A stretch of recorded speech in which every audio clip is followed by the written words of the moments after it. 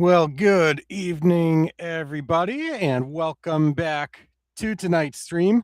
Apologize for the technical difficulties with the intro piece. Not exactly sure why the video wasn't playing as normal, but hopefully that's not a precursor to our outcomes for this week. In any event, we are just past 9 o'clock here on a rather nice, if not slightly drizzly, Thursday evening. We've got a big week of IFL football in front of us, which means it's time for another volume of Wager Wednesday in the Indoor Football League. For those of you who have joined in, thank you so much for your patience and your willingness to come talk some shop about the greatest arena/indoor league that there is. For those of you who are new to the Indoor Football League or maybe stumbling upon this channel for the first time, I want to warmly welcome you aboard. My name is Alex Schuberth. I am a big fan of the indoor game. That is a passion that I've channeled into my current role as lead IFL contributor for Sports Coast to Coast, which is a Pacific Northwest-based sports forum site, which specializes specifically in the coverage of the Indoor Football League and its 14 member teams.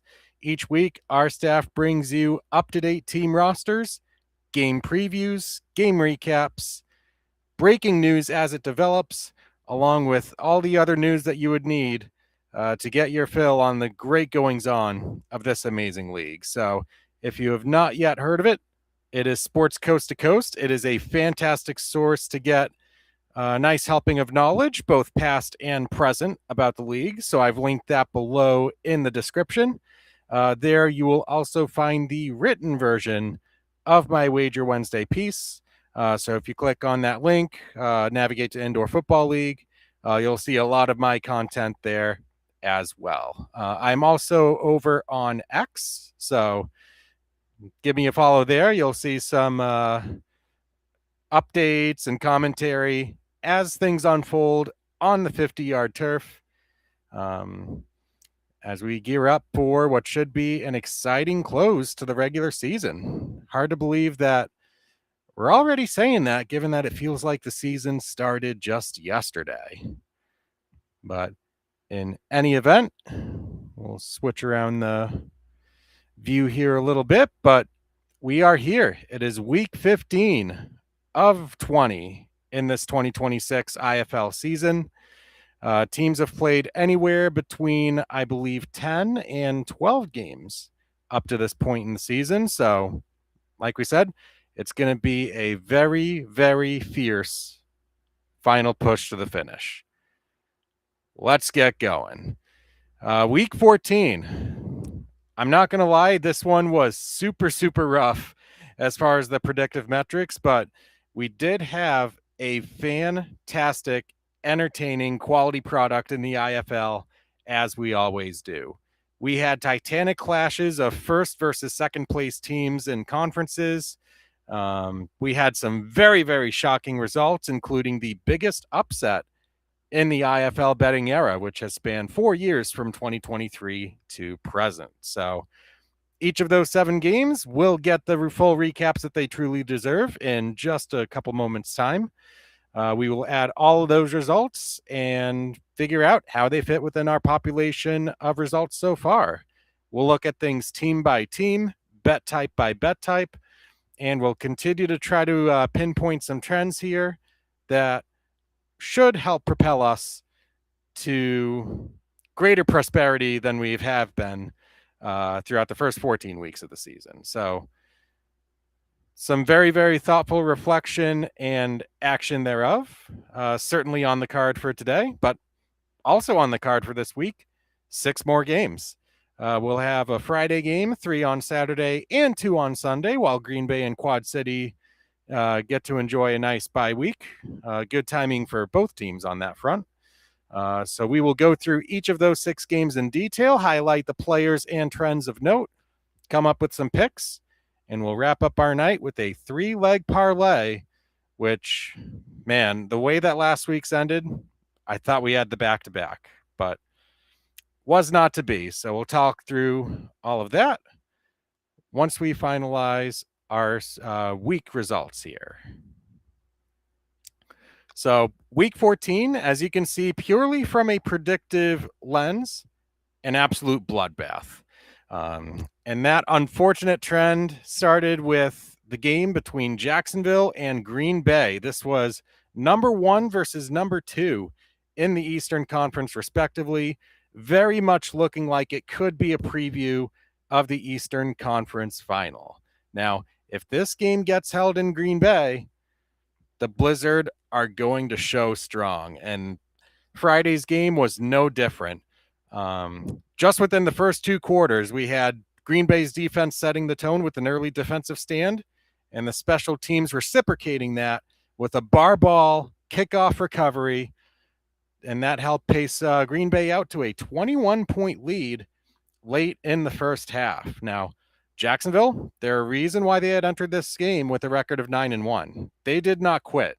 They started the third quarter on a 14-0 run, but Green Bay, with that little bit of wiggle room that they had built up early in the game, they were able to respond.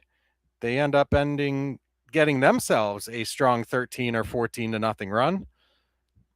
And a couple mistakes from Jacksonville late in the game pretty much spelled doom for them. The Sharks did get a garbage time touchdown, which might have mattered to some folks in the audience from an over-under point of view.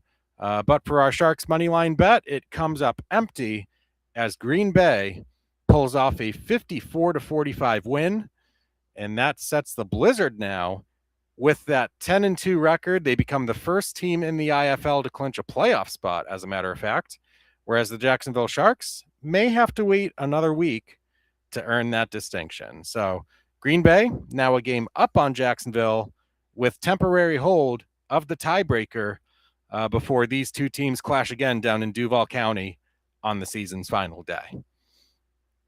So that was Friday's game. On Saturday, we had 4 games, starting with the New Mexico Chupacabras against the San Antonio Gunslingers. And for the hosts, this game was all about getting a new guy at quarterback. After getting relatively low ceiling results from both Fred Payton and Joaquin Collazo, Coach Jonathan Bain deciding to give the reins to their freshest rookie, new signing, Zachary Calzada. And my, oh my, was this kid impressive. Slicing up and dicing up New Mexico's defense all game long, punishing the Chupacabras with his arm as well as his legs. And the Chupacabras, a team in a bit of an identity crisis right now, they just had no answers. The Gunslingers in this game, entering it, they did not score 40 points in any one game this season. They had 39 at the end of the first half, end up finishing with a league high for this season, 74 points. We'll have to see about the injury status of Tyler Huddle, although the team seemed to suggest that his injury that kept him out of the game was more precautionary than anything else.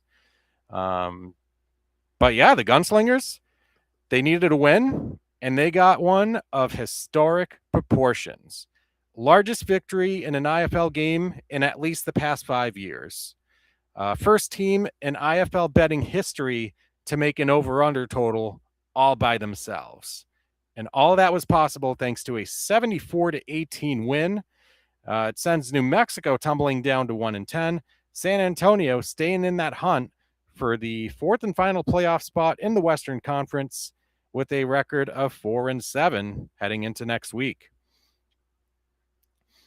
Our second potential playoff preview in the Eastern Conference saw the Orlando Pirates make a visit to Tulsa to take on the Oilers at Box Center, a venue in which the Pirates have had their fair share of struggles since the Oilers started playing the 2023 season. But Orlando, they put up a really solid fight here. In fact, all 8 of their offensive possessions wound up resulting in touchdowns, which typically would equate to that team winning a game. But every play matters, as many a coach or a player will tell you in this league. And in the case of the Pirates, they had 4 missed extra points, a missed 2-point conversion, whereas the Oilers, who had scored touchdowns on 7 of their 9 possessions, They got everything to go that they needed to. Axel Perez, former Orlando Pirate, going 7 for 7 on his extra point attempts for the night. And wouldn't you know it, it ultimately came down to Perez attempting a 28-yard field goal, down by one, had to have it for the win. Perez nails it right down the middle. That kick extending the Oilers' win streak to 4 games. They get the big win over the Pirates, 52-50. It is actually the 3rd consecutive season that the Pirates-Oilers season series has resulted in a split, with the home team winning in all 6 of those prior contests. So Tulsa, they improved to a record of 6-5 to match Orlando's record. Orlando with the tiebreaker for the time being, thanks to superior conference record. In day 1, Quad City and Iowa renewing that Steamwheeler Barnstormer rivalry. We had the over for this game, and I doubt that we could have picked a worse game to take the over. Not just simply from the lens of it was not the great read, but we had both teams get pretty banged up in this game, specifically for the Steamwheelers. They saw Daquan Neal suffer an apparent lower body injury. He was forced from the game early in the second quarter, didn't wind up returning. But the Steamwheelers still had no trouble completely stifling an Iowa offense that continued to struggle under Dante Avila Santos. They end up pivoting to Kobe Gatson. Gatson ends up getting seriously hurt in the game, which forces Avila Santos back in. And for Andre Coles and the Barnstormers, those offensive nightmares continue. In fact, they didn't score a point until a Trevor Spalding field goal to end the first half. They only end up getting 17 total for the game, and that made the lift very, very easy for backup quarterback and Des Moines native Judd Roberts for Quad City. Not a perfect game by any stretch of the imagination, but in the case of the Steamwheelers, still a very, very welcome road win, their first of the 2026 campaign. This one ending 42-17. Quad City getting the job done, getting revenge for the last time that they went here to Casey Center, a game that resulted in Iowa's only win of the season to date. Final game of Saturday, the Tucson Sugar Skulls, trying to keep things interesting in that playoff race out west. They go and take on the Vegas Nighthawks. My, oh my, what a game this was. And for the Vegas Nighthawks, are they finally coming back down to planet Earth a little bit after nearly 2 months completely in the stratosphere in their own galaxy? For as impressive as Jaden DeLaura, Josh Tomas, and the Nighthawk offense was to start off this game, Tucson was pretty much right behind them the whole way through. In fact, the Nighthawks, with a 3-point lead at the half, they end up expanding that lead to 12 points and force a turnover on downs early in the third quarter. Big opportunity to try to just run away with the game, as we've seen them do so many times this season. Tucson, they turn some eyes, man. They turn some eyes. They end up forcing a turnover on downs on that possession. And that offense under Jerome Johnson just firing against one of the best defenses in the game. And in the fourth quarter, a big play by the Sugar Skull defense, a Brian Murray interception, giving the Sugar Skulls offense an opportunity to take the lead. They do. Vegas comes back with about a minute to go. They get a clutch fourth down conversion, resulting in a touchdown reception by Tomas. And then the Sugar Skulls, they find a play. They get to the end zone on a quick touchdown pass, Jerome Johnson to Javian Lofton. With one final chance to win the game, Vegas, they go for the end zone, incomplete. Defensive penalty gives them one last shot. That pass is also deflected. And after a whopping finish to this game, it ends up as the largest upset recorded in the IFL's 4-year betting history. The Tucson Sugar Skulls at plus 24.5 on the spread, at plus 1,500 on the money line, upstage the defending champions 52-48 the final, as the Sugar Skulls proved that a potential 4 versus 1 matchup in the West might not be as much of a cakewalk as the numbers might lead you to believe. So, very impressive result for Tucson there. They keep San Antonio a game back of that playoff spot. And that brought some really nice momentum into Sunday's pair of games, starting with the San Diego Strike Force against the Northern Arizona Wranglers. This one was also super, super close the whole way through.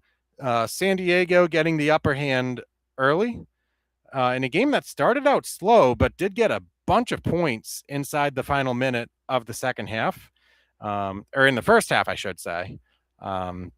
San Diego builds a 5-point lead at the half.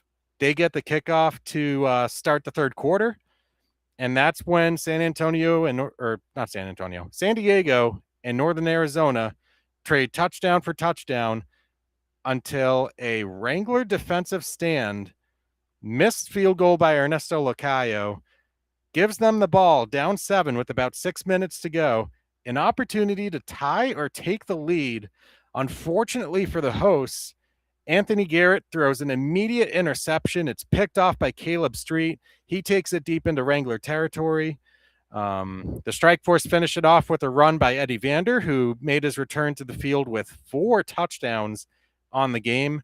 A very big reason for San Diego's success, not just in this game, but throughout the season as a whole. The Strike Force ultimately finishing off the job by sacking Garrett in the end zone on the ensuing possession for a safety. And that was pretty much all the action she had wrote. Final score for this one, San Diego winning their 4th straight game. I believe it's 4. It's 3 or 4. It's one of those. But in any event, they improved to 8-2, 52-37 win. Heartbreaking end to our over 89.5 bet, which lost by a single point. All right, the finale here. Fishers against Arizona. Rematch of an earlier season encounter out in Indiana. This game followed nothing like the game script that we saw in that encounter back in week 4, I believe it was. This one was super, super cagey, as the teams seemed to average about 7 or 8 minutes per possession throughout the majority of this game. There was not much room to run. Arizona's offense, to illustrate that, they only got 3 possessions off in the entire first 30-minute span. They got a couple touchdowns out of it. So too did the Fishers Freight, with the difference being a Callum Sutherland deuce in the first half to give Fishers a 2-point halftime lead. From that point, we saw our usual mix of touchdown Arizona, touchdown Fishers. We did get a field goal out of Matthew Cook, which gave Arizona a 1-point lead in the early stages of the fourth quarter. Fishers coming back, they get a touchdown, and Sutherland misses the extra point, but he comes back with a deuce, which would wind up mattering. So second deuce of the game makes it a 37-30 Fishers lead. Arizona, they drive down. Big touchdown with about a minute to go. Extra point, initially good to tie the game, but it's called back by offensive holding. So they have to redo the kick from 10 yards deeper. Cook misses it wide right. So now the Rattlers, in order to avoid their first home loss of the season, they need to get a defensive stand, and they do just that. They force Fishers into a 3-and-out. Sutherland has to kick the ball. Field goal attempt no good. Rattlers start at the 5-yard line. Under 10 seconds to go. They get to the 1-yard line. Powell takes a keeper down the near side. Touchdown Rattlers, but a familiar haunt, the yellow hanky, offensive hold against the Rattlers. So that sets them back 10 yards.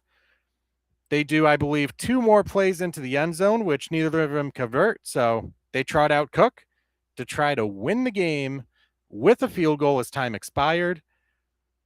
But just like he did with his other extra point, Cook misses wide to the right. Fishers finally celebrates. They are free of their 5-game losing streak, and they accomplish what very few teams have done throughout the history of indoor football. They get a regular season series sweep over the Arizona Rattlers. The final score from Glendale, 37-36, to wrap things up and kill our Arizona money line bet by a single point. So for those of you counting at home, that's 2 Sunday games and 2 bets lost because of a combined 1.5 points. Whew, that's just nasty.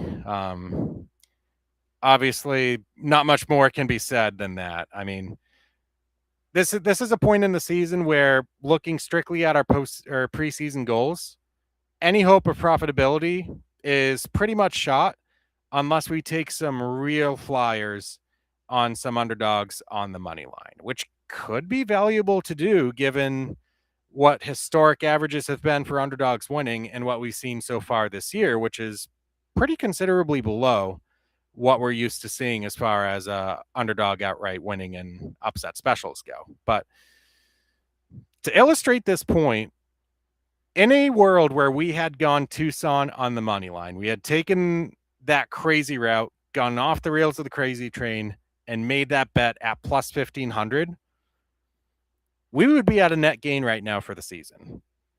So it speaks volumes to the real opportunity that there could be there, but that's a decision that we're going to have to make with each passing game and each passing week. But for right now, those are the marks that we're going to have to try to eat into and see if we can maybe shave those in half by the season's end. It would absolutely floor me if we got this back to net zero, but to go up plus 12 units in 6 weeks of play, or even 9 if you count the postseason. Hey, Tucson proved to us last week nothing is impossible in this league. So we'll keep that optimistic mind going, and we'll continue providing the noteworthy and eye-opening stats and trends that this series has prided itself upon. All right, so 3-leg parlay of the week. Another crack at the back-to-back. We actually get this parlay attempt above the ground this time, as the Gunslingers do essentially all of the lifting that we needed to with the over at 67.5. That Tucson-Vegas game, that one got a little hairy at the end, but it got through with a couple late touchdowns at the end, over 88.5 in a game that totaled 100. And the Wranglers, they were pretty much right around cover territory for the entire game. Could have very well cemented it with a possible game-tying touchdown. Unfortunately, it was not meant to be for us.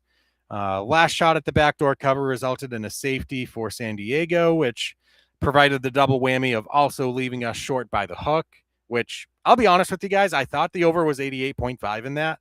And then once I realized it was 89.5, I think that was the straw that stirred the drink as far as my frustration. But nonetheless, you look at those past 6 attempts, that's 14 winners and 4 losses. That proves to me one thing. We know how to read these games with a little bit of bounces going our way and with a little bit more fortune as far as those close calls. The season reversal may not be as far as away as the results so far show. So for right now, we've got another opportunity to continue that streak of win-loss, win-loss, win-loss. We all know the next installment in that pattern is win. So we'll do everything we can to get that and notch our parlay goal of 4 wins. Our year-to-date results so far, unfortunately, it continues that nosedive with no week providing more illustrative of an example as week 14 did, with a harrowing 1-6 record. I joked around with myself a little bit, reflecting on last week, saying, hey, we made all the right picks. We just happened to hit the wrong buttons. So a little bit of a nice little uplifting comic relief there rather than just all doom and gloom. So again, Any sort of upswing from this point on will certainly be welcome, whether it's 1 unit, 2 unit, or 12 units. We know what our goal is, but we also need to be reasonable as well. All right, season results so far. I should talk a little bit about home teams from this past week. I know going 1-6 in last week's predictions raises a lot of questions. The primary one, that blanket one, being what happened?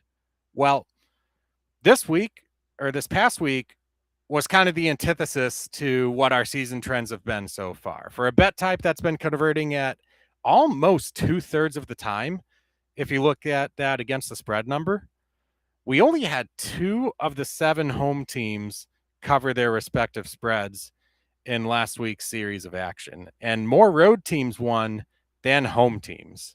So that was the first time, I believe, since week 9 and 10, respectively, where such outcomes came to pass. That money line conversion rate, as we've said before, very, very much in favor of those top teams, with favorites winning 73% of the time outright, as compared to a 3-year average up to this point of about 66%. So one of the things that we have seen, we haven't touched much upon it yet this year, but we're noticing that those underdog odds are starting to get super, super inflated. So if you are a fan of picking out those underdogs to win, these next 5 or 6 weeks might be a fantastic opportunity to continue tossing those darts. Because we mentioned right around the beginning of the season where if you are an underdog bettor, it does not take all that much to be profitable. You can win maybe 35% of your bets and still wind up profitable if you're taking all of these plus odds underdogs. So that's a question that we're going to have to answer as far as determining if our season-long goal of net profit is still obtainable. And if we do go with underdogs to try to rescue that, how many of them are we going to need? At this point, it's not looking like one is going to suffice. We're probably going to have to get 2 or maybe even 3 significant underdogs, maybe around 2 touchdown, maybe even 2 touchdown underdogs to try to bridge that gap. But again, it is a rare opportunity for us that is an option should the need arise.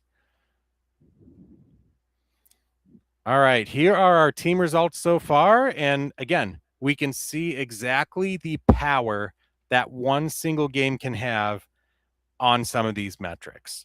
With Tucson's win at plus 1,500, a $10 bet paying 160, those who have bet Tucson on the money line every single week of the season would be up more than double their money. And a lot of that effort was just by last week. So when that hits, it hits hard. So again, that's something that we're going to have to really strongly consider with some of these teams. We're going to have to look at a game where Northern Arizona might have a solid chance. New Mexico might have a solid chance. Even Iowa, we have to put in that discussion, which may have some of the highest underdog money line odds that are left to be available throughout the season. So that's delving a little bit more into the impact of the money line on our future prospects. As far as the spread goes, you've got your usual teams right at the top there. Vegas, even though they failed to cover in each of their last 2, those have been very tilted spreads as well. 24.5 and 26.5, which, come to think about it, is kind of ridiculous, but they still leave the league in cover percentage. Green Bay, Orlando, and Tulsa not too far behind. San Antonio and Iowa tied for the worst ATS marks in the league at 3 and 8, although the Gunslingers were able to break out of their 5-game coverless streak thanks to last week's historic domination over the New Mexico Chupacabras. San Diego remains a very strong team to the over, even though their last game failed to bring that record to 8-2 by the measly half-point hook. Quad City, believe it or not, the best team to the under this season with 8 of their 12 games making the under. Unfortunately, we won't get to capitalize on that one this week with the Steam Wheelers on bye, but maybe something that we consider next week or the following week in the return to play against the Orlando Pirates, especially where we have to consider Daquan Neal's injury status. And here are our team-by-team streaks that are active so far. We finally had a Tucson game make the over, which ends a 7-game under streak.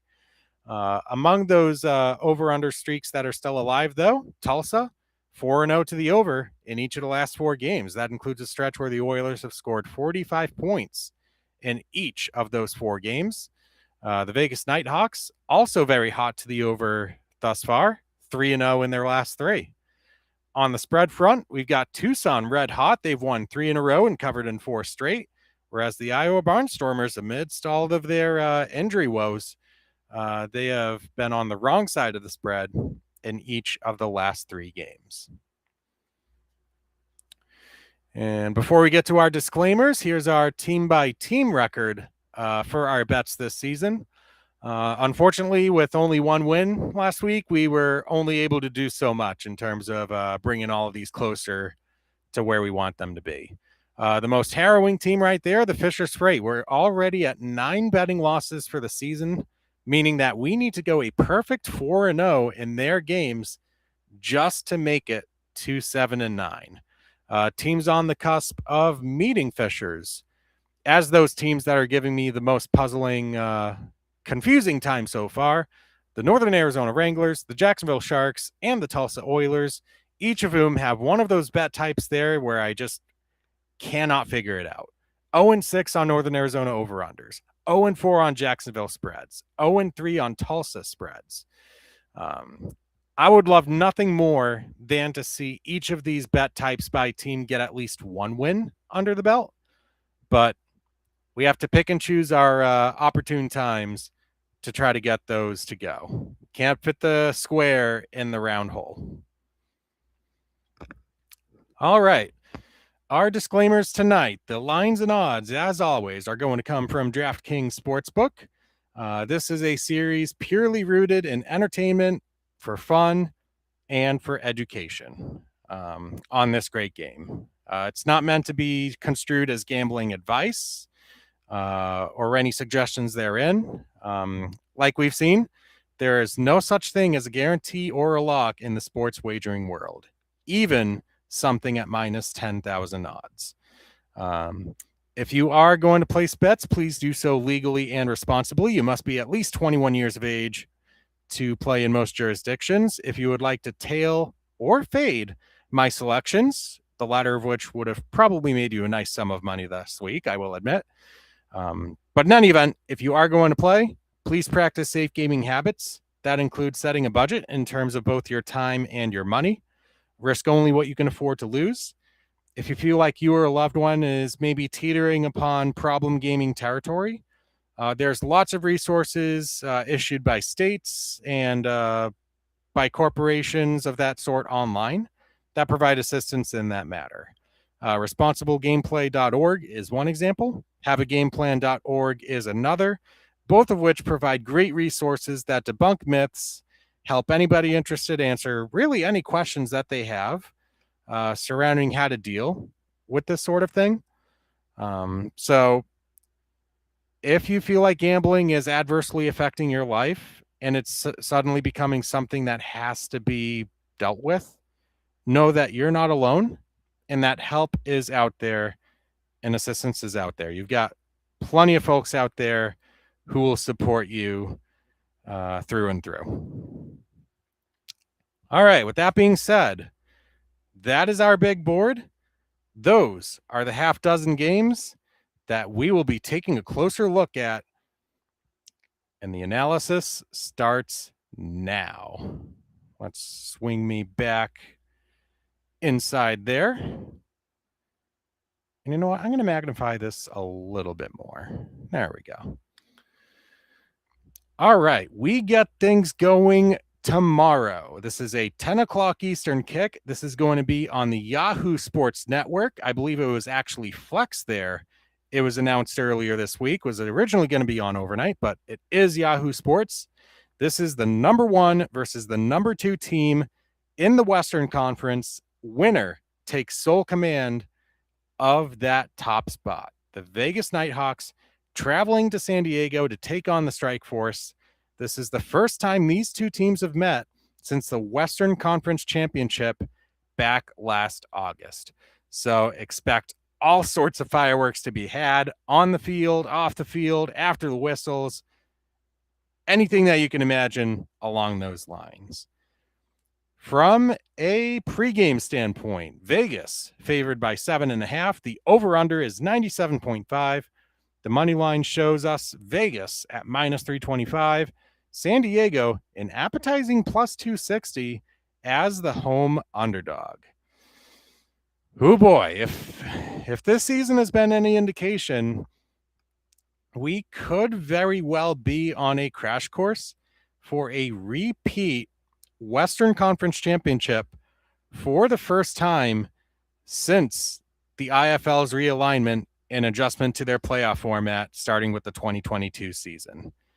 That is really just how good both of these teams have been. In the case of Vegas, yeah, they've kind of dropped off a little bit after a bit of a rough 2-game spell where you could argue that they were pretty lucky to get away with that 1-1.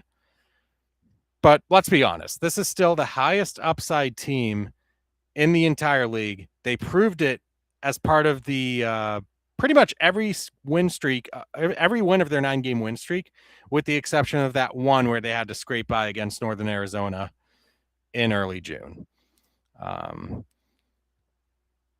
That offense with Jaden DeLaura, Josh Tomas, Quentin Randolph, Deshaun Stoudemire, they have spent the entire season causing problems and headaches for defensive coordinators. And their body of work so far this season really requires no introduction. Defensively, rather quietly, they're holding the end like one of the top teams in the indoor football league. Really good guys along that defensive line as well. They had Lorenzo Hernandez to start the year. Now they bring in Maurice Jackson, who started the year with the Chupacabras. On the defensive side of on the defensive secondary side of things, you've got guys like Fred Flowers, Clifton Duck, Joe Fouché. That is just a ball hawking defense that when they're firing on all cylinders, they can come up with some serious takeaways and make life even easier for an already hyper-talented Vegas offense. The matchup the matchup tomorrow night at San Diego is going to be very interesting because in the case of the Strike Force, they've got an 8-2 record, but those 8 wins have all come against teams that are either at or below 500. So if you're the Strike Force, you've been pretty much doing whatever you had to do in order to win games and keep pace for a possible home playoff game. And with Arizona having dropped a couple games, one in Vegas against Vegas in the IFL Cup, last week's game against the Fishers Freight at Desert Diamond Arena, the Strike Force could very well cement themselves as a top 2 team in this conference, maybe as a top 2 team in this league, if they were able to pull out a win on Friday night. The return of Eddie Vander has supercharged an already great Strike Force offense led by Nate Davis. Guys like Shane Hooks and Dallas Daniels have been doing outstanding at the receiver position this year. While defensively, anchored by linebacker Royce C., they've got guys like Caleb Street and Elijah Reed in the secondary. It's very much a defense that can cause problems, even if you're one of the elite units in the league. So this is going to be a clash. Like I said, it requires really no introduction from either side. But those are really the players and the statistics of note. My pick for this game, and this is going to carry out a theme that I feel like a lot of people are not going to like. But we're going to start off with a favorite on the money line. I like Vegas here, minus 325. I'm not sold on minus 7.5 for the Vegas Nighthawks. I think if they play their best game and San Diego brings like a B minus level game, Vegas probably wins by double digits. But you could also make the same argument in favor of the Strike Force, where if Vegas kind of opens the door a little bit, the Strike Force are easily capable of causing some damage here. The Strike Force have been relatively successful against the Nighthawks compared to most teams in the IFL in the recent past. But man, with Vegas losing last week, I just have a really hard time seeing them lose 2 in a row. And San Diego's strength of victory, like we said before, I mean, it's not that it's been horrible. They're not beating the likes of like Iowa 3 times a year. You could make the case Northern Arizona, maybe you could, but however you slice it up, this would be their first win against a team above 500 if it boils down to that. So I'm going to get my road to redemption here started with a pick that I feel like has the better chance to win overall. It might not be the best value pick, but at 6 games below 500 for our betting record, sacrifices do have to be made. So Vegas minus 325 to lead off our week. And to be honest with you, we might not get a better number for Vegas outright in a game this season until we get to the playoffs. Barring anything cataclysmic as far as rosters go.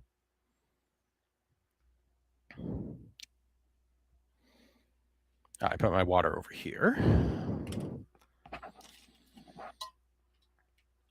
All right, let's break down our triple header on Saturday, starting with a 7 p.m. game. This is the Iowa Barnstormers making their third and final meeting of the season. This one is at Fishers. The teams have already played here earlier this season in a game that Fishers won convincingly 63-33.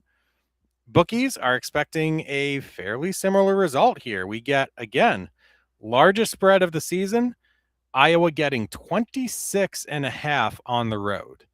The over-under is 85.5 on the money line. If you want to take that dart throw on Iowa, plus 1,700. If you're on Fisher's side and you don't like that 26.5, you're eating all those points at the cost of minus 4,500 on the money line. So let's start this off by talking about Iowa, a team that has been battered and bruised over this past month or so, and ever since a win that kind of got that spark going against Quad City a month or so ago, it's just been brutal for Iowa. And a lot of that has stemmed from basically not having that answer at quarterback. They've now cycled around 5 different signal callers over the course of this season, from Harry Rubidoux to Kobe Gatson.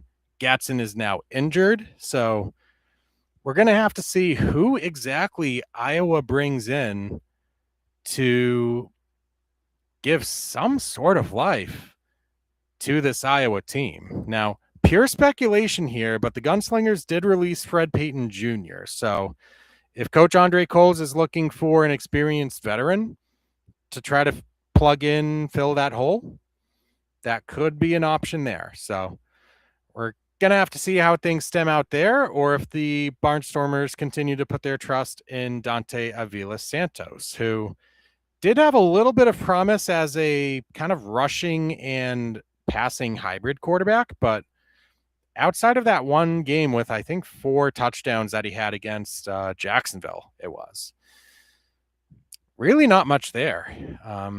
The same can be said about their defense, which now is down Tyler Tate for the remainder of the season. So It's now up to guys like Richie Coffey, John Adams Jr., to really try to hold down the fort as best they can. And this matchup against Fishers, if the past two matchups were any indication, it's probably not going to wind up being much prettier. The Freight, in their 2 games against Iowa so far this season, 63 points, 53 points.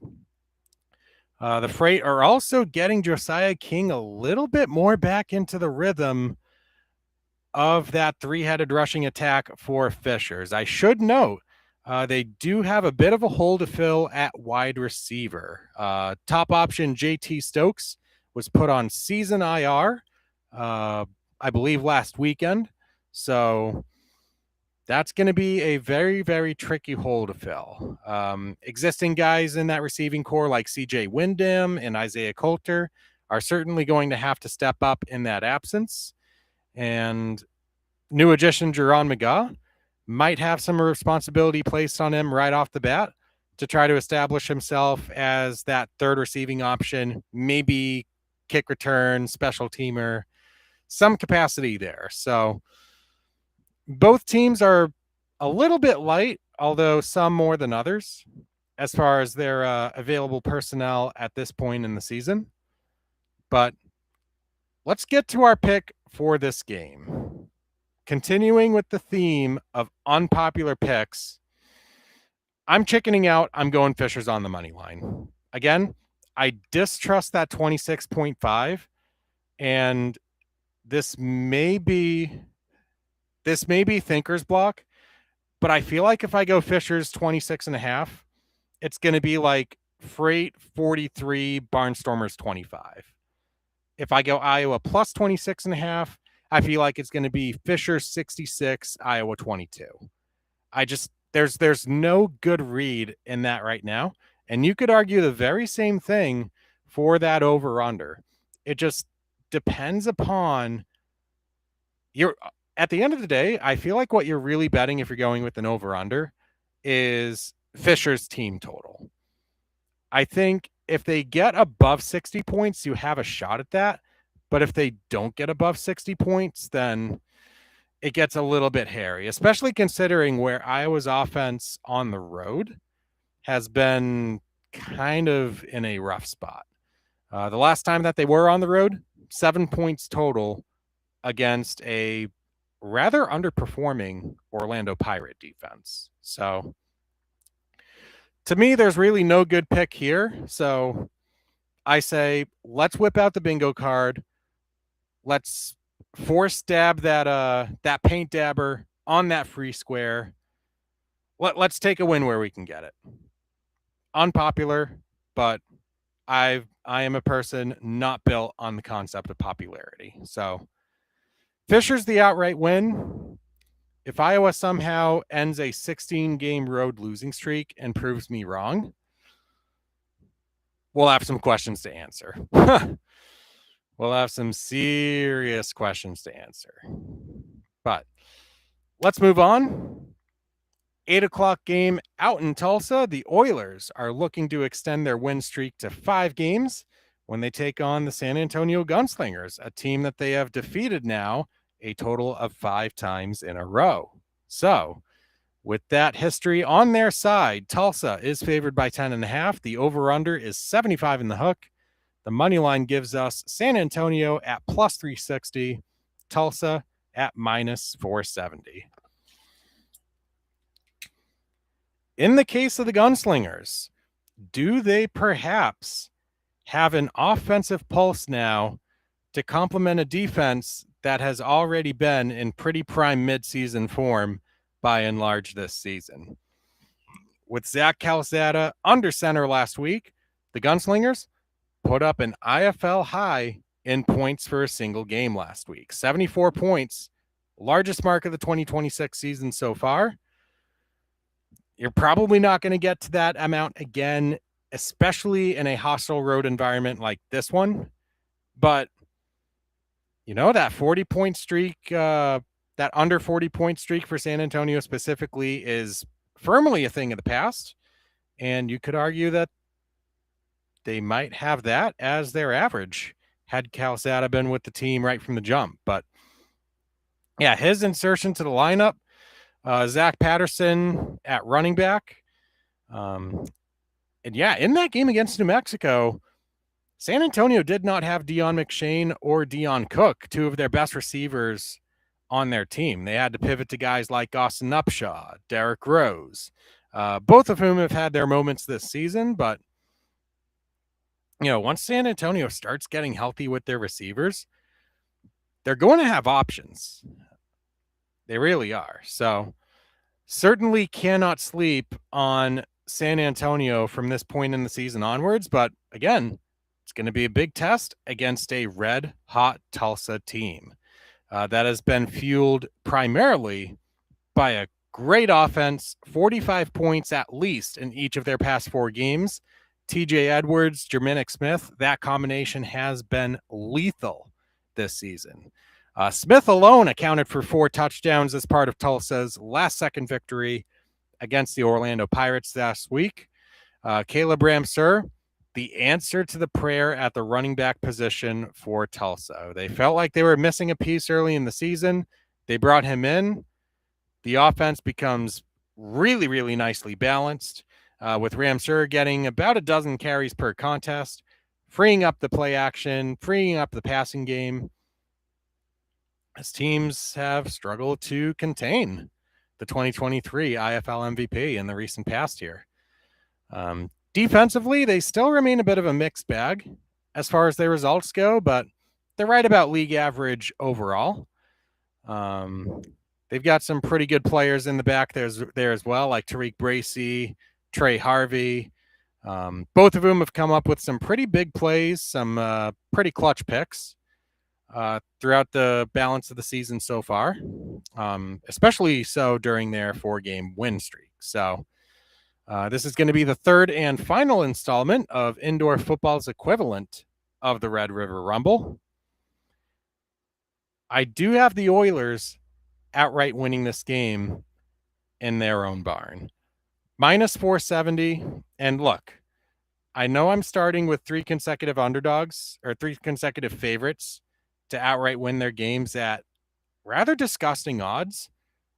But listen, after a 1-6 week, I have to go with the results that have been the most reliable. This is an ultimate don't overthink it situation.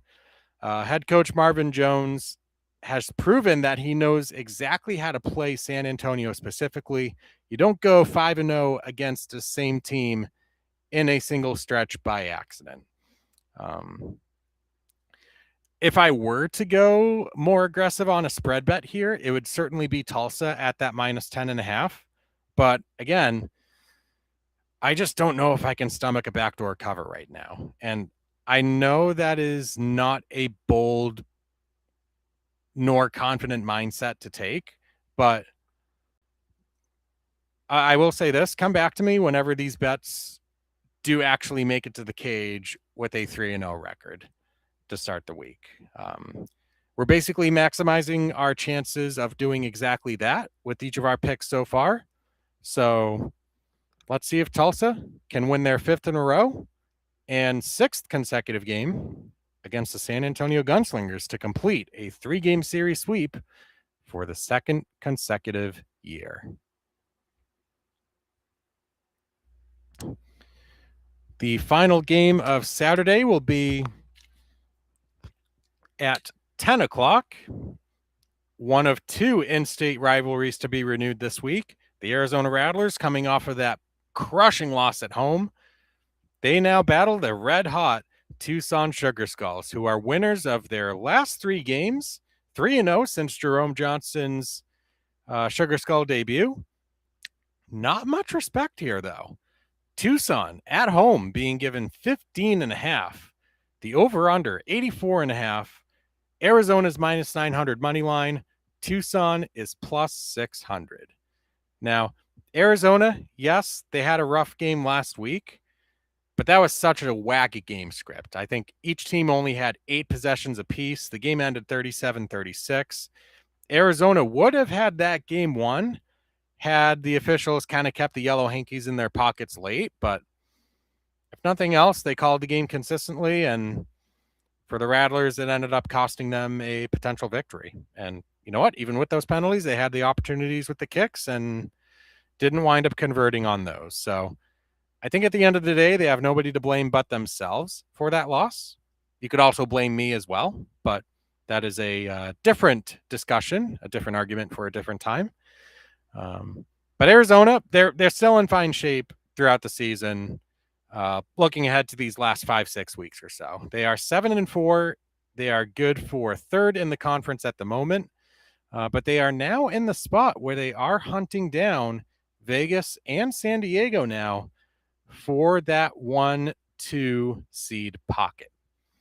Now, it should be worth noting that, Arizona's last championship, it did come when the Rattlers were a 3 seed. So obviously not a deal breaker if they don't get the home game right away in the first round, but that's what they're certainly going to be playing for from this point onward. The offense remains spectacular. Drew Powell at quarterback, basically since mid-May, kind of trying to rediscover that 2021 and 2022 MVP form. He's got guys behind him like Gron Brown, Corey Reed, Kamani Clark, Keenan Hambrick. And then on the defense, which is right around a top 3 unit in most defensive categories, they have been every bit as strong as well, with the addition of Devontae Merriweather, highlighting the additions there. 2024 IFL National Championship MVP, coming back to the Rattlers after missing the first part of the season, but rejoining Arizona for a late push. Tucson's story. It looked like that team was going to be pretty much, lo and behold, going through the motions. Coming out of a bye week with a record of 2-6, enter a trade for Jerome Johnson. Lo and behold, the rest of the team wakes up, and what do you know? You have a 3-game winning streak, which includes a win at Vegas on a game that was a very potential 4 seed versus 1 seed preview. Johnson's impressive play and the reciprocal effect that has had on the rest of the team, including the defense and the special teams, has driven Tucson to the longest active ATS win streak in the Indoor Football League. It rests now at 4 games.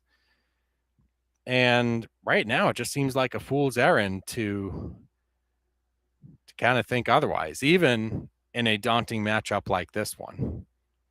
So my pick for this game, Arizona money line.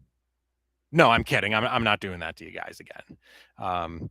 In what might be considered my first real pick of the week,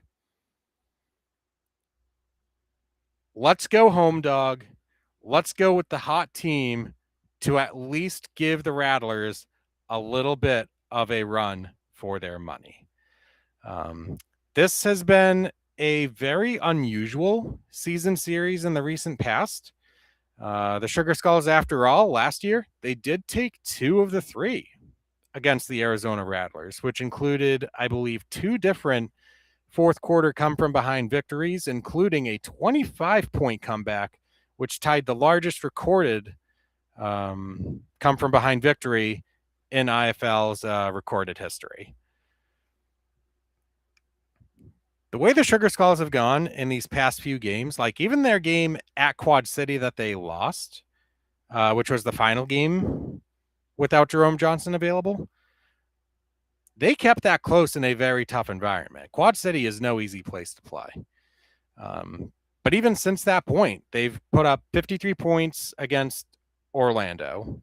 They put up 48 against New Mexico. And last week they had the 52 at Vegas. This team knows how to score points. And I think if they continue on that path, you get yourself to that low mid-40s. Mid-40s probably being the safer play. Arizona might have to get themselves to 60, which is not the easiest thing to do in the Boneyard. So given this spread with the home team, the best ATS team in the league in the past month, this pick makes every sense in the world to try to roll the dice on. I'm so confident in it that it is my mortal mega max of the week, the full 2-unit play, to try to snap us out of a 2-game mortal losing streak. So we're trusting the home dog again. It has been extremely profitable all season long. Let's try our luck with it here. And if Arizona wins by 16 or more, I will cry. But that's how it goes. All right, we have a Sunday doubleheader featuring 2 games of very different ramifications here. The Western Conference tilt sees New Mexico at home against Northern Arizona. Probably one of the more fascinating set of lines of the week, given some historical context. The Northern Arizona Wranglers have actually lost 14 straight on the road. They are now 5.5-point favorites against the New Mexico Chupacabras to put that elongated streak to bed. The over-under is 78 in the hook. On the money line, the Wranglers are minus 245, the Chupacabras plus 200. And Northern Arizona, they may not have gotten a win in their past 4-game stretch that saw them play against Vegas, Arizona, San Diego twice. But throughout that streak, by and large, maybe not the first San Diego game at Front Wave Arena, but for the remainder of the games there, they looked competitive. And given where you have a 1-10 team, as long as you instill a week-to-week chance that you can put up a fight, and a good enough fight can lead to a victory, you put yourselves in a reasonably good mindset. And I feel like Northern Arizona is there.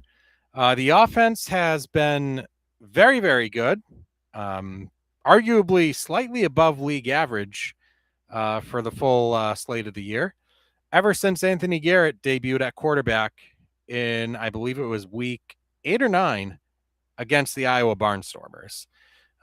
With Northern Arizona averaging just under 43 points per 10 possessions in that stretch. The thing that's gotten Northern Arizona into trouble amidst that losing streak against that cream of the crop out west, defense. It's been relatively tough. Davia Gabor landing on injured reserve, meaning that most of the defensive backfield responsibilities now fall upon Traveris Farrell and Kieran Page. And the one thing to note here about Northern Arizona is they were, of course, involved heavily with the late game brawls that we saw break out in their game against San Diego. So we're going to have to keep our eyes peeled and our ears alert for any possible news surrounding any fines, suspensions. Very possible that Northern Arizona could be short some defenders, maybe some offensive players. We just don't know at this point who those are going to be, which makes handicapping this game a little bit difficult because you just have to go by the body of work that each team has offered. Now, we talked about Northern Arizona, maybe some moral victories despite the lack of actual victories. But in the case of the Chupacabras, their 8-game losing streak has featured primarily games that have been, for all intents and purposes, over before the halftime buzzer. Things have just been really, really rough for the Chupacabras, especially on the road. So thankfully for them, they do get to come back home. And in the case of this game, it's going to be under fresh leadership. Jerome Haywood, hired as the interim head coach of the Chupacabras. Kyle Moore-Brown is out after a 1-10 start to the season. So for New Mexico, this last 5-game stretch that you have, you're just looking to sustain that momentum. And at home, they've actually been pretty good. Granted, those first 3 games at home were with Jerome Johnson at quarterback. But even with Donovan Portery in the home game against San Diego, he had a 45-point output. We're going to have to see which direction the Chupacabras go with quarterback. Does Haywood go with Harry Rubidoux? Does he go with Avon Rucker? The eye test would point to Rucker probably being the most reliable option in leading a consistent offense. The rest of the pieces are not that bad. LaJames White has carried the load at tailback.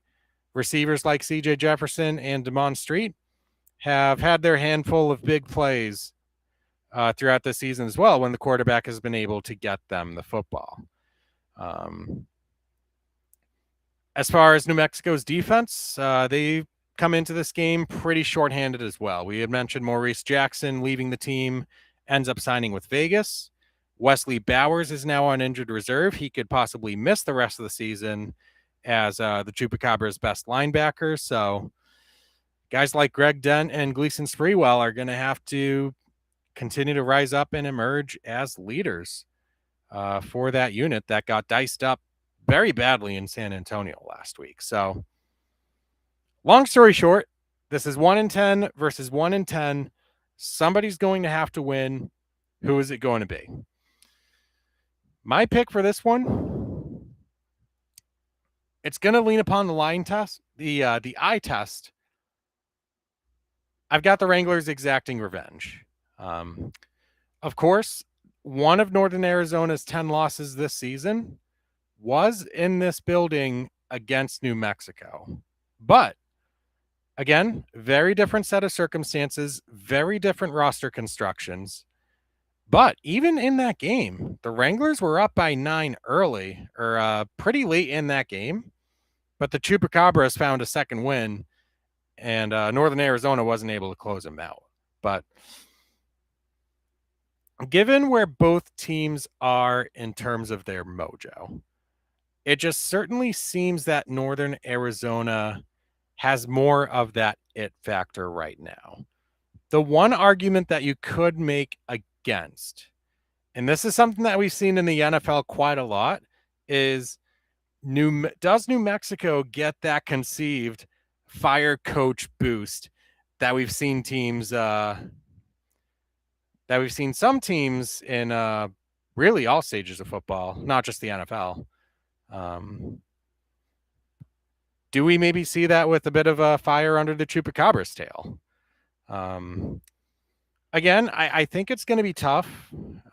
Both defenses are exploitable, which could point to maybe value on the +5.5 or maybe even that +200 on New Mexico. But I don't know, man. I want to trust the team that has gone up against the big dogs recently and have stacked up reasonably well.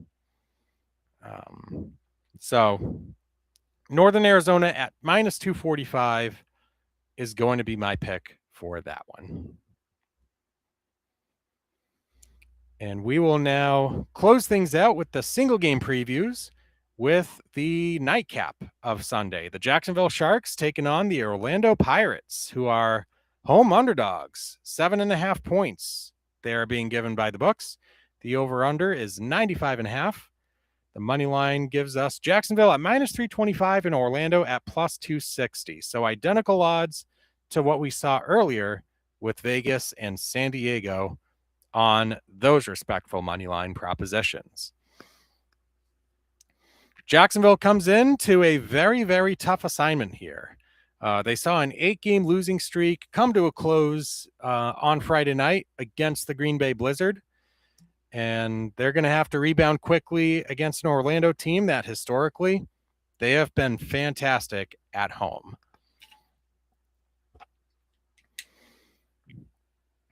The Sharks' feast or famine offense under James Cahoon had a little bit more famine than feast last week.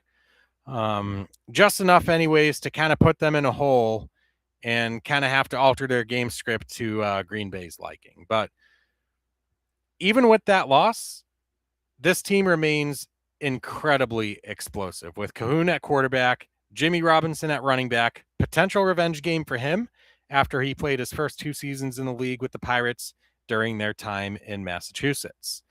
Receiving rotation that includes guys like Billy Bowens, Jaden Stoshak, Marquel Wade, Red Douglas.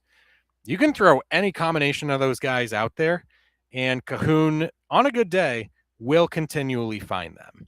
And the last time that the Cape Cod Cannon went up against the Pirates, he torched them for 68 back, I believe that was April 17th. So There is a blueprint for victory here for Jacksonville, but they're going to have to rewrite some pretty jarring history kind of on both sides here. Orlando, we'll talk about them first. They narrowly lose last week against Tulsa, 2-point margin of defeat. A lot of questions about the special teams leading into this game after you could say that the missed extra points by Alejandro Mata certainly added up.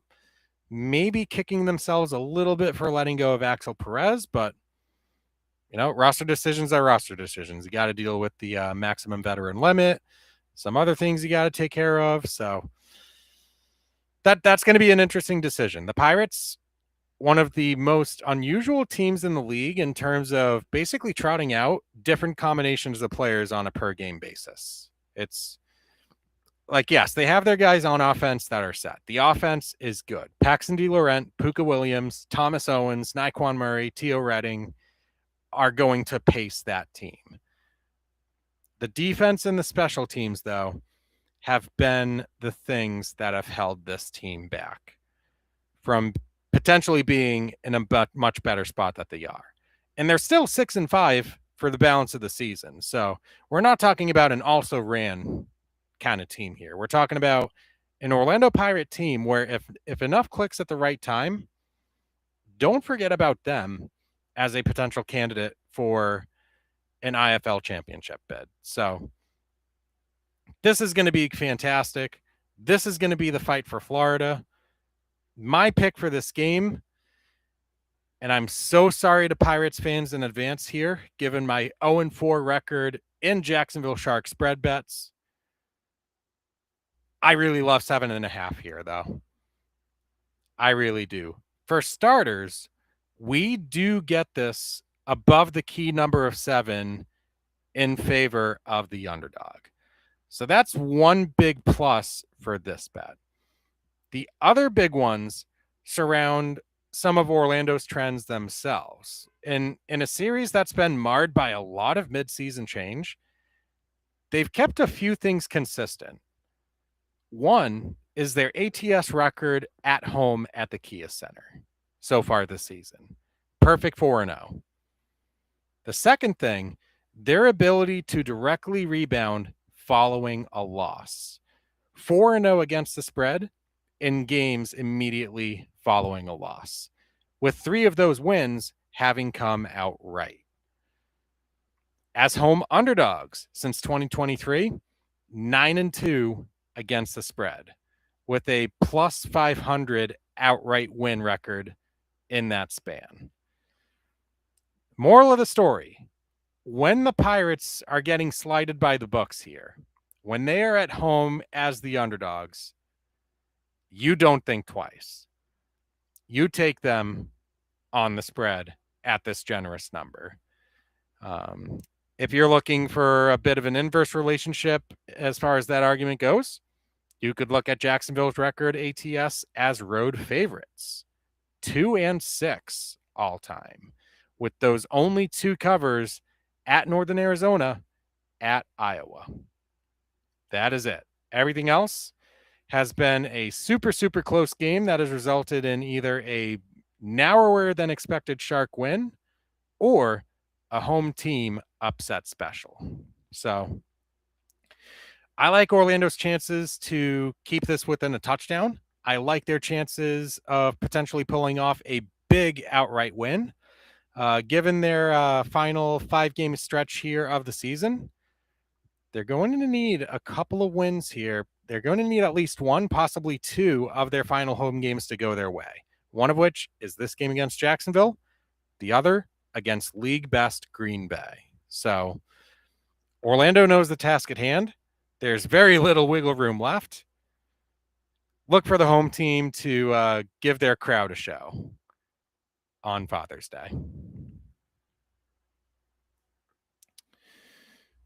All right. It is time now to discuss our 3-leg parlay attempt of the week, and this will close out our evening together. So the first pick that I have is going to be tomorrow. a little bit of a hedge bet, but I did refer to this one before. San Diego plus 7.5 certainly has a really nice ring to it. We've talked about home dogs a lot as a really sizzling trend so far this season. But since week 8, you're still looking at a very, very good 8-4 ATS record for home underdogs. And I have to say that very few of those teams have been at the caliber of the San Diego Strike Force, who are housing the second best record in the Western Conference right now at 8-2. Unless one team either just completely runs away with the game or maybe on the flip side falls flat, I have a hard time seeing how there's many stretches of a team having a double-digit lead for this game. This should definitely mirror the type of playoff atmosphere that you would expect should these two teams encounter each other along the path to Tucson for a potential IFL championship appearance.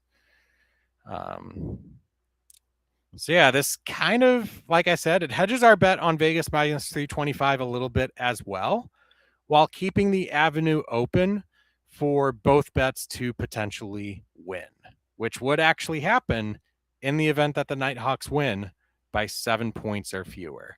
If we get that ideal outcome, which actually we could see what that theoretically SGP's out to be, plus 172. So in the grand scheme of things, not terribly likely that we get both to go, but we will either at least have a 1-0 single game bet record, or we will have our parlay off to the start that we are looking for. So kind of trading one for the other this week, but it is a bet I like. It is a home dog. Let's go for it.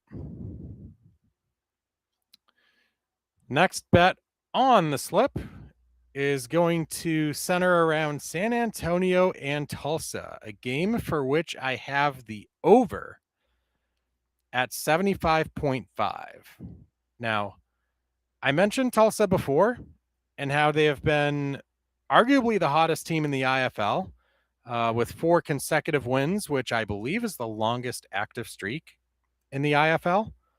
But the big thing is they have scored 45 points in all 4 of those games at bare minimum. So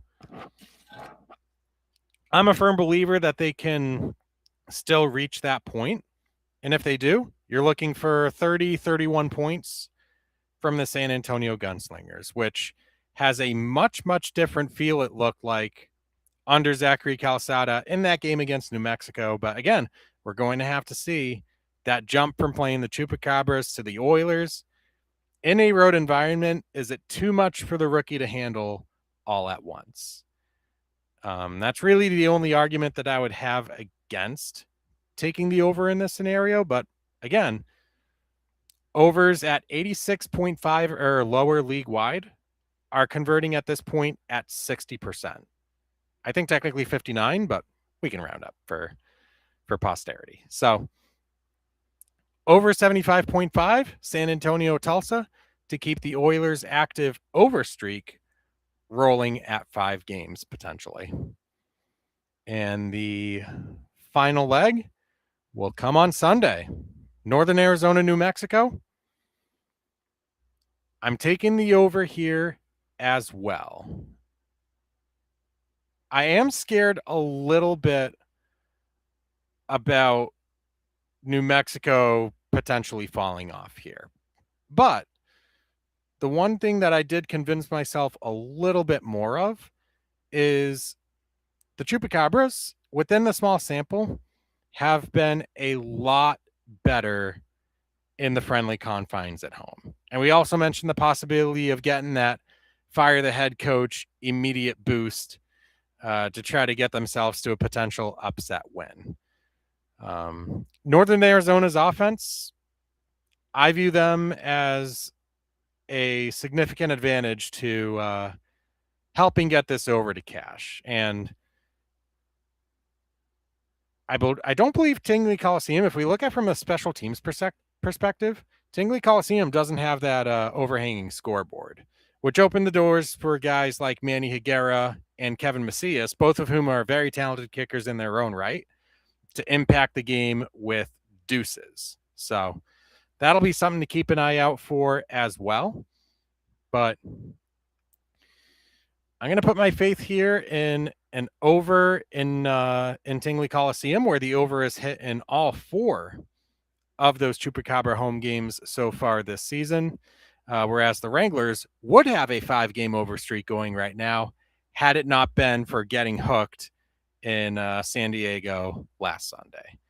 But their games in the past 5 are still averaging over 100 per contest. So plenty of opportunity in my mind to clear that number at 78. So those are the 3 legs. Each of them are minus 110. We get a little bit of a traditional looking parlay here where a $10 wager, there we go, that would pay $69.57 should all 3 legs hold up. So we will recap it here one more time for you guys in case you want to tail or go completely opposite or go with a mixture of any of these 3 selections. We're going to start things off tomorrow night. See if San Diego covers at 7.5 against the reigning champion Vegas Nighthawks. We're looking for San Antonio and Tulsa to clear the 75.5 mark. And we will also look for New Mexico and Northern Arizona to do the same at a 78.5 point threshold. So again, $10 into $69.57 with a plus 595 ticket in hand. And we'll see if that continues our pattern of wins and losses that we've quote unquote enjoyed since week 9, I believe. Either 9 or 10. But yeah, that is going to do it for week 15's installment of Wager Wednesday. I want to thank you all again for tuning in. Hopefully you learned a little bit about the game itself, or maybe the metrics and the advanced stats behind the numbers. That's ultimately why I'm here at the end of the day, to bring those crazy stats. If you've got some that I might not have highlighted, toss them out on socials. I might feature them in some future pieces, should they catch my eye. So if you're going to be placing bets this week, I wish you the very best of luck. And as always, I will see you at the cashier. Have a terrific weekend.